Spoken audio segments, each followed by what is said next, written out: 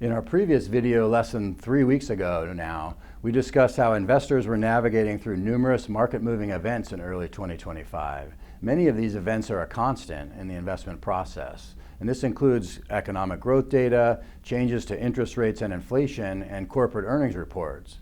But this year included a presidential transition as Donald Trump returned for a non-consecutive second term, and he brought along a long list of significant policy pivots.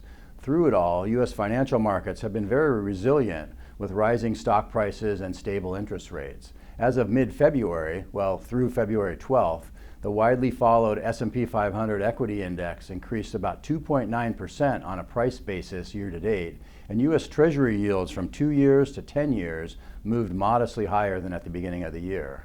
One of President Trump's policy pivots has become front and center at our investment meetings in February, and that's the escalation of a tariff-driven trade policy.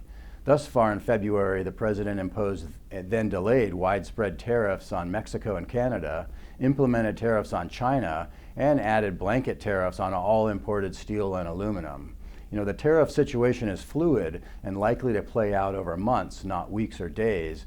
And this not only creates investor uncertainty, but adds challenges for companies to manage the supply chains and their cost structures. Does the president intend to use tariffs as a negotiating tactic, or is an America First tariff-driven trade policy here to stay? In our view, it's likely to include some of both. President Trump sees tariffs as a key element to incentivize fair trade agreements and also as a tool to drive more U.S. manufacturing. Tariff policies can be inflationary and will likely be an ongoing concern for investors if widespread tariffs become permanent. However, the president is also a negotiator, which he demonstrated in his first term, and we believe tariffs can be minimized if the U.S. gains concessions.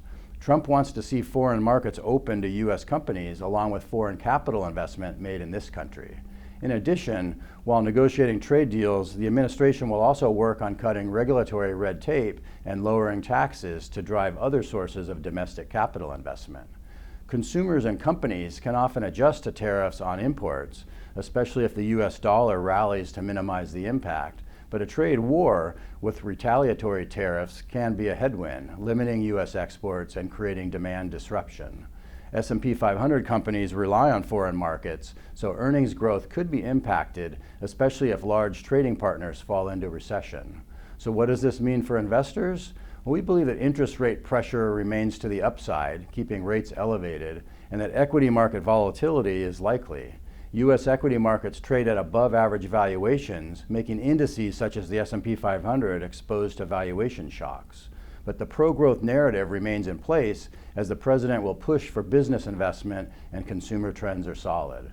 So for now, we buy the dips, stick with quality and earnings growth visibility. Sectors that exhibit solid earnings expectations and above average growth rates include financials, communication services, technology, and healthcare, but in portfolios remain broadly diversified across sectors.